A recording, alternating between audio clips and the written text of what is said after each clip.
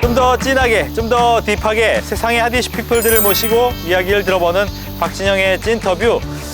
목소리 하나로 세상을 이야기하는 사람이 있다. 바로 이런 사람들을 성우라고 하죠. 오늘은 성우의 세계에 대해서 이야기해 주실 최재호 성우를 모시고 이야기를 들어보겠습니다. 안녕하세요. 안녕하십니까. 네, 오늘 성우의 세계 어떤 얘기 좀 해주실 거예요? 오늘 성우란 직업이 무엇인지, 성우의 직업이 매력이 무엇인지 심층 분석하는 시간을 갖도록 하겠습니다. 네, 지금 성우협회도 함께하고 계시잖아요. 네네네. 성우협회는 성우라면 다 가입을 해야 되는 건지 어떤 협회인지 또 먼저 좀 소개를 해주시죠. 성우협회는 방송사 공채 시험에 합격한 사람들이 전속 생활을 끝내고 성우협회로 다시 들어오는 그런 단체입니다. 네. 그래서 총 800명의 성우들이 있습니다. 예, 좀 더 자세한 이야기는 스튜디오에 올라가서 이야기를 해보도록 하겠습니다. 함께 하시죠. 가시죠. 네.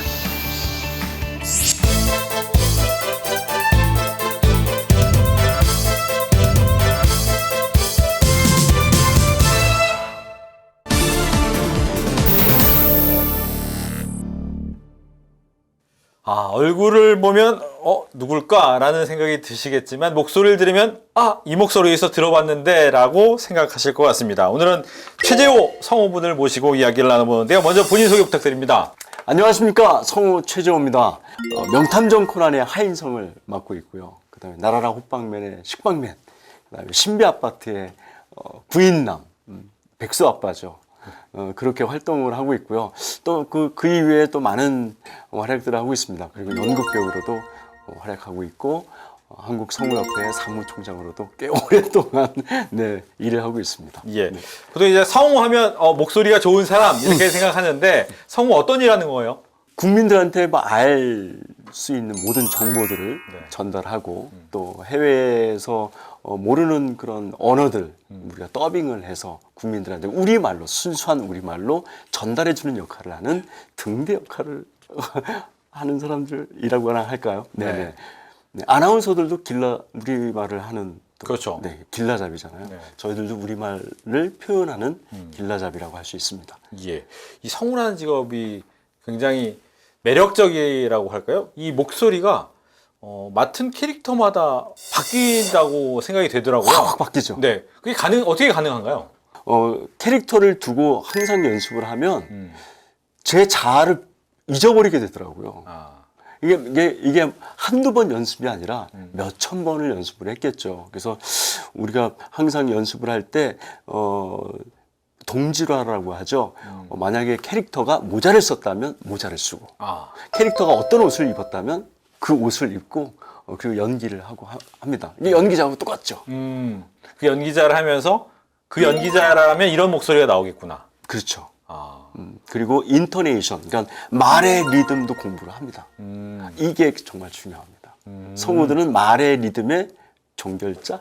네. 그러니까 리듬을 어떻게 바꾸냐에 따라서도 느낌이 완전히 달라지죠. 캐릭터가 바뀌는 거예요.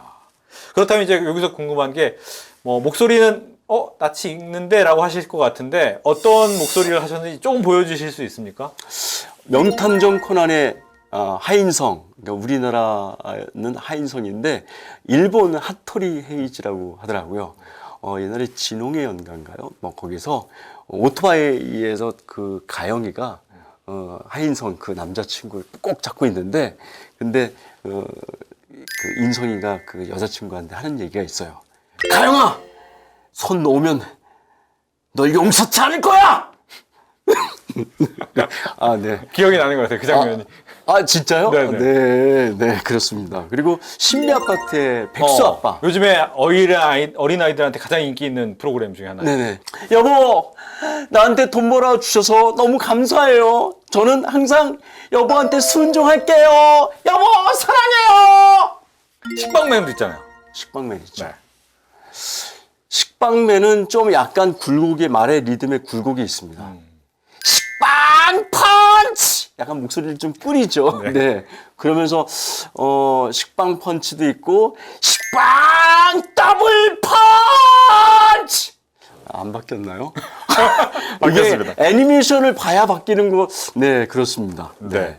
이런 여러 캐릭터 중에서 이 캐릭터하고 나는 정말 찰떡이다. 내 인생 캐릭터였다. 이런 게 있습니까? 내 인생 캐릭터. 와타나베 시니치로의 일본 감독의 옛날에 카우보이 비밥이었는데 알죠. 네. 지금 그 이후에 그 사무라이 참프로의 주인공이 있습니다. 무겐이라고 약간 좀 건들건들하고 비뚤어지고 그러면서도 좀 약간 인간의 정이 있는 무겐이라는 우리나라 말로 해석을 하면 무한이라는 이름을 가지고 있는 캐릭터가 있습니다. 근데 제가 식빵맨이나 뭐 이런 캐릭터들 뭐 연약한 캐릭터, 웃긴 캐릭터만 맡아왔다가 이렇게 강하고 비뚤어지고 좀 더 건달 같은 그런 캐릭터는 처음 맡아봤거든요. 네. 그래서 한 60대 1로 오디션을 통과해서 성우들 오디션을 통과해서 맡은 역할이라 제 인생 또 캐릭터입니다. 인생 캡니다. 네. 보통 이제 성우들이 이렇게 사람의 역할만 하는 건 아니잖아요. 네네. 네. 내가 이런 캐릭터도 한번 해봤다. 어떤 게 있습니까? 저희가 원래 퀴즈 프로그램 같은 것들을 성우들이 많이 하거든요. 네. 성우들 다 했을 거예요. 거기 안에는 각종 동물이나 괴물, 외계인, 곤충 이런 것들 많이 해서 그렇게 뭐 실생활에도 많이 연습을 해야 저희가 그런 일에도 이렇게 변함없이 그냥 능숙하게 할 수가 있는 거죠. 네. 네. 실제로는 늘 주변에서 접하는 사물을 거죠. 연습하는. 네, 네. 혹시 하나 보여줄 수 있습니까? 이게 가능할지 모르겠지만 이게 사물을 보고 해야 되는데 네. 안녕하세요. 저는 개미 군단의 병정 개미예요. 네, 뭐 이런 거. 개미 흉내를. 네, 개미 흉내가 뭐 그렇다면 그렇죠. 개미의 목소리라고 생각하고 개미 역할을 하는 거죠. 지금. 네네 사막이라고 그러면 우리 아이가 엄마 아빠 여기 사막이 있어요 그러면 사막이 딱 보면 이야, 난 사막이다. 뭐 이런 식으로 네 그렇게 놀고 있죠. 네. 보면 이제 다양한 역할을 하실 수 있잖아요. 네. 그러다 보면 예전에도 이제 배우 역할을 하신 성우분들도 계시지만 배우가 아닌 성우를 택한 즉 성우의 매력은 어디 있었습니까? 물론 지금 연극 배우도 하고 계신다고는 하셨지만 네네 성우의 매력은요 사람들한테 뭐 이런 뭐 정해진 카메라 앞에서 내가 한정된 한계에 어느 정도의 약속된 부분을 갖고 연기를 하잖아요. 근데 성우는 마이크 앞에서 자기의 모든 걸 노출을 해도 뭔가 제한받지 않는 그런 뭐라 그럴까요? 막 되게 자유스러운 곳에서 자기가 지금 펼치는 그런 연기를 목소리만 나오면 되니까 네. 그렇게 연기하는 것이 정말 좋다고 생각해요. 자유로우니까요. 카메라 앞에서는 어쨌든 머리도 단정하게 해야 되고 옷도 뭘 입어야 되고 이렇게 한계가 있지만 연기에 대해서 그냥 그런 부분을 의식하지 않고 바로 그냥 퓨어한 목소리를 내보낼 수 있다는 것. 네. 그게 색다르고 멋있다라고 생각합니다. 네. 예. 캐스팅하기 위해서 경쟁도 하지만 일단 대본을 받게 되면 캐스팅이 어느 정도 끝나 있는 상황인가요? 보통 저희가 캐스팅을 받기 전에 전속 생활이라는 걸 합니다. 네. 그러니까 성우 공채를 시험을 보면 한 2,000명, 3,000명 정도 남자, 여자 이렇게 많이 와요. 네. 그럼 거기서 한 6명 정도 8명 정도 뽑히면 1년에 한 방송사에. 한 방송사에서. 네네. 어떤 때는 뭐 EBS 같은 경우에나 아니면 KBS는 한 10명 정도 뽑히고요. EBS는 2명, 3명. 그렇게 적게 뽑아요. 그러면 적게 뽑으면 거기서 전속 생활을 2, 3년을 합니다. 네. 그러니까 2년 동안 PD들과 함께 방송 생활을 하면서 많은 목소리들이 알려지죠. 그리고 2년이 끝나면 계약이 끝나면 바로 계약 끝나는 동시에 성우협회로 성우라는 직업을 달고 들어옵니다. 네. 그 전까지는 준회원이었거든요. 전속 계약한 상황에서는 그렇죠. 네. 방송사의 직원이기 때문에 성우협회에서는 준회원입니다. 근데 성우협회 들어와서는 어쨌든 정회원으로 활동하기 시작하면서 진짜 성우라는 딱지를 달고 일을 하기 시작하죠. 그때서부터 PD들이 정식으로 부릅니다.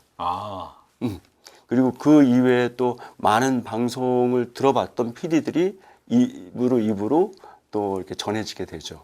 그러면서 또 선배들도 또 밀어주기도 하고 또 PD들도 같이 이렇게 아, 이 성우 잘하더라. 최지호 성우 잘하더라. 누구 성우 잘하더라. 이러면서 자꾸만 이제 이렇게 이 바운더리가 네, 영역이 넓어지는 거죠. 그러면 처음에 이제 가서 어떤 역할입니다 하고 주면 계속 연습을 하고 고민을 하고 이제 실제로 녹음을 하게 되는 거죠. 그렇죠. 이제 캐스팅 되고 난 다음서부터 시작인데 네. 이게 캐스팅이 이제 그러면서 PD가 선택을 해서 캐스팅을 하게 되잖아요. 그러면 우리가 캐스팅을 받고 이메일이나 뭐 이런 뭐 이쪽에서 이제 대본이나 영상을 받아요. 받고 난 다음에 그걸 보고 영상을 한번 훑고 대본을 보면서 아, 이게 어떤 캐릭터인지 어떤 내용인지를 파악한 다음에 다 같이 모이게 되죠. 아. 혼자 하는 작업은 다큐멘터리, 같이 하는 작업은 더빙. 그래서 같이 하는 작업은 같이 모여서 같이 회의를 하고 네. 그 다음에 더빙실로 바로 들어가게 되는 겁니다. 이렇게 아무래도 이제 더빙실이라는 데가 이제 녹음실처럼 좀 한정된 공간이 되는 경우가 많은 거죠. 그렇죠. 이 정도 크기인 거죠. 네. 한 마이크 3대가 들어가고 그 다음에 한 10명 정도가 녹음할 수 있는 그런 크기입니다. 네. 이렇게 약간 공간 안에서 녹음하다 보면 뭐 여러 가지 재미난 일도 좀 있을 것 같아요. 아, 많습니다. 어떤 게 있습니까? 어떤 친구 여기 와서 새로 캐스팅이 됐나 그러고 같이 이렇게 녹음을 하다가 네. 갑자기 후다닥 나가요. 그래서 어. 후배인데 그래서 네. 왜 녹음 안 하고 왜 더빙 안 하고 왜 나가지?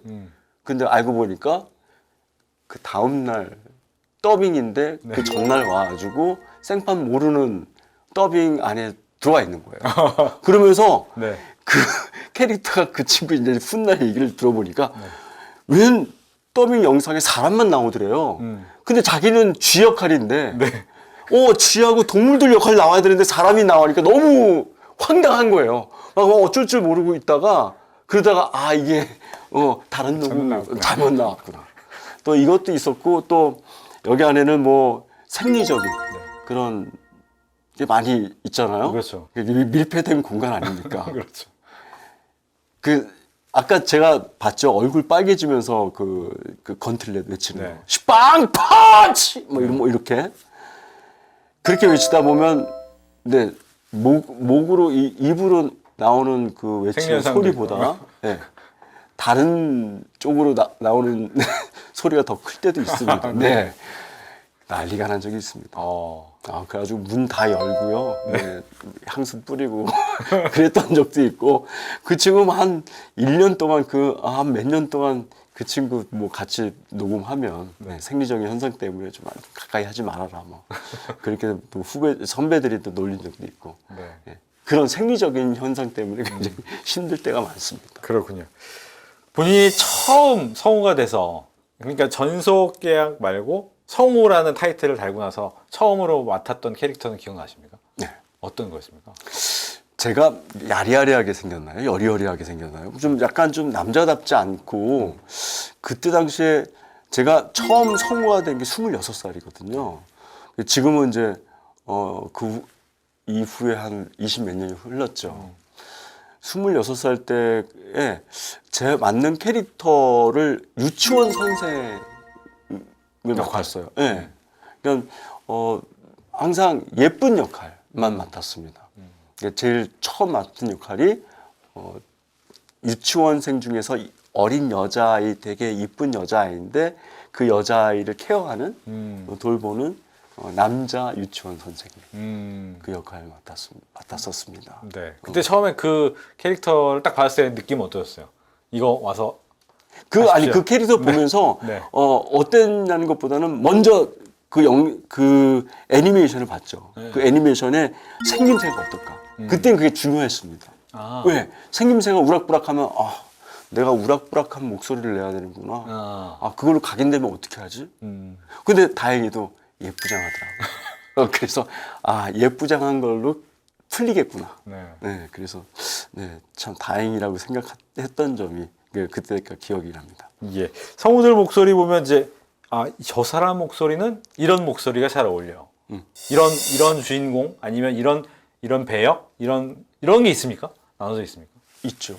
좀 저같이 이렇게 여리여리하고 뭐 좀 약간 좀 뭐 이렇게 꽃도 못 꺾을 것 같이처럼 생긴 순하게 생긴 사람들이 의외로 건달 역할을 잘하는 사람들이 있어요. 근데 하는 행동들을 보면 목소리나 아니면 같이 실생활 중에서 같이 생활을 하다가 이게 습관이 나오잖아요. 그렇죠. 매너가 나와요. 그런 매너가 성우들도 그렇고, 그러니까 우리가 항상 우리들도 보통 사람들하고 이제 같이 얘기할 때 항상 뭐서부터 보자면 말에 대한 리듬이나 말에 대한 억양, 그다음에 말에 대한 매너를 먼저 봐요. 네. 처음 만날 때 사람들. 네네. 그 사람이 어떻게 생겼든, 어떤 외모를 가지고 있든, 어떤 뭐 피지컬을 가지고 있든, 그 사람의 첫 마디가 세냐, 아주 거세냐, 아니면 차분하냐, 거기에 따라서 PD들이 캐스팅을 하는 것 같아요. 딱 100% 맞아요. 그래서 저는 어떻습니까? 저는 이렇게 생각해요. 되게 정직한. 그러니까 아나운서를 하셨죠. 네. 정직합니다. 제가 우리 그 박 앵커님을 좀 많이 알잖아요. 근데 이게 오랜 시간 이렇게 봐도 정직하신 것 같아요. 성실하시고. 네. 거기까지만 하겠습니다. 알겠습니다. 좋은 마무리를 하는 걸로. 그렇다면 이제 본인한테 잘 어울리는 캐릭터는 그런 약간 여리여리 이런 부분이 더 잘 어울렸다고 생각하세요? 근데 연기자는 이것도 잘해야 되고 저것도 잘해야 되잖아요. 그래서 그걸 빨리 탈피하려고 많은 애를 썼죠. 네, 그래서 보통 오디션 같은 것들을 많이 보고 그리고 거기에 캐스팅되면 그 캐스팅에서 여지없이 예전에 맡았던 캐릭터와 똑같이 캐릭터를 맡으면 좀 마음이 좀 그랬지만 좀 다른 캐릭터를 맡는 노력을 많이 했던 것 같아요. 막 예를 들어서 칼을 잘 쓰는 무사다. 그러면 바로 그 캐스팅을 받자마자 검도 도장을 합니다.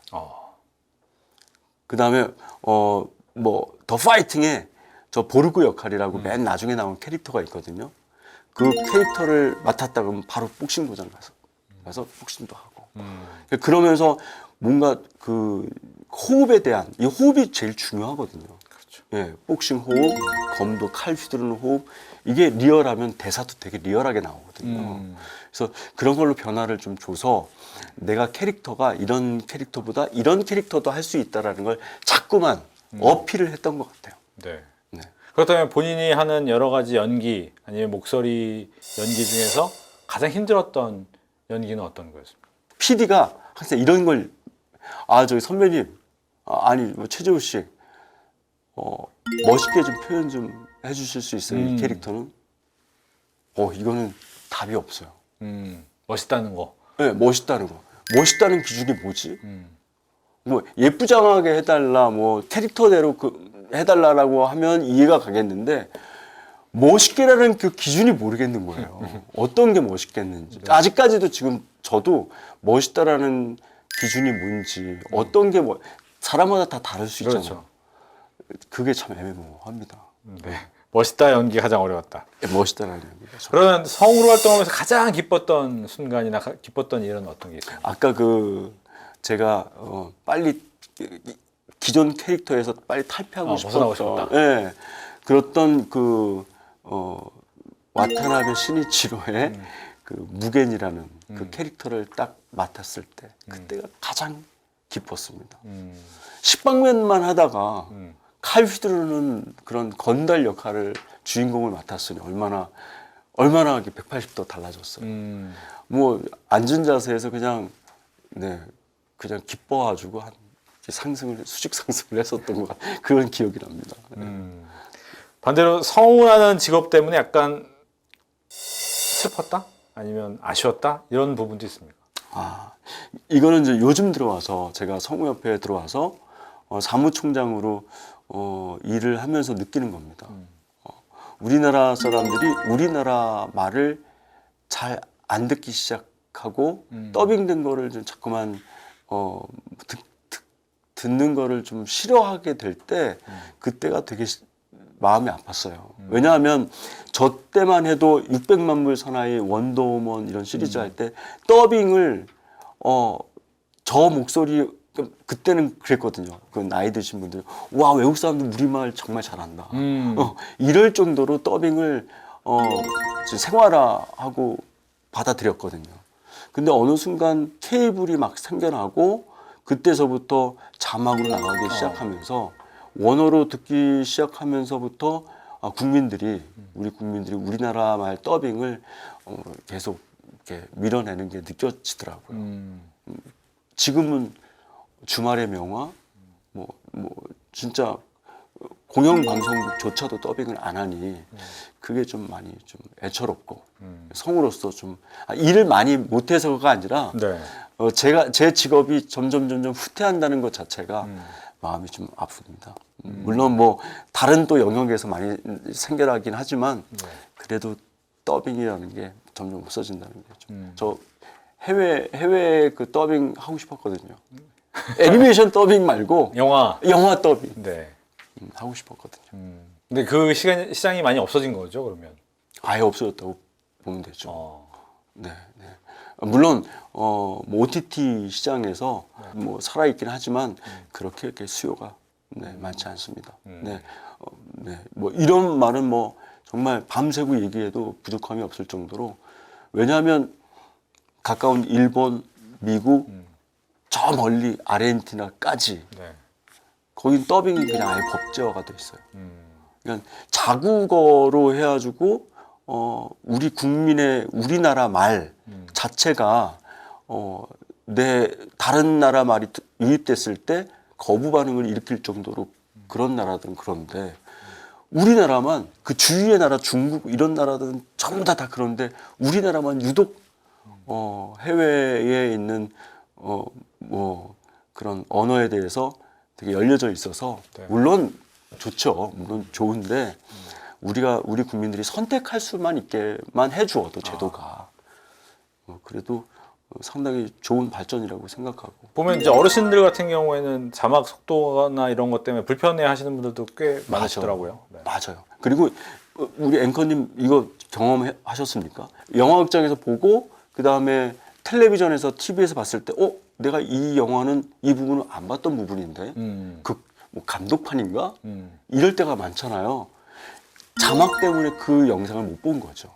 그만큼 이제 집중도가 사라지는 거죠. 뭐 그거는 뭐 거기에 뭐 단점 중에 하나긴 한데 우리 말에 대해서 이제 자꾸만 이게 축소가 되고 더빙이 안 되고 하는 거는 인구가 고령화가 되고 미취학 아동들한테 굉장히 안 좋은 부분이고요.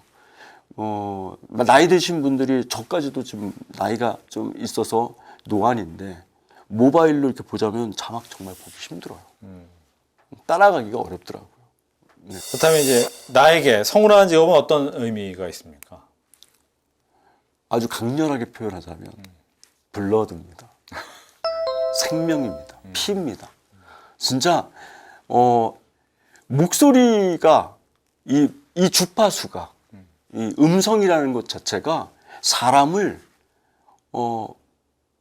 이렇게 치유하고 힐링시키는 건지, 이거를 공부하고 목소리에 대해서 자꾸만 연구하기 시작하면서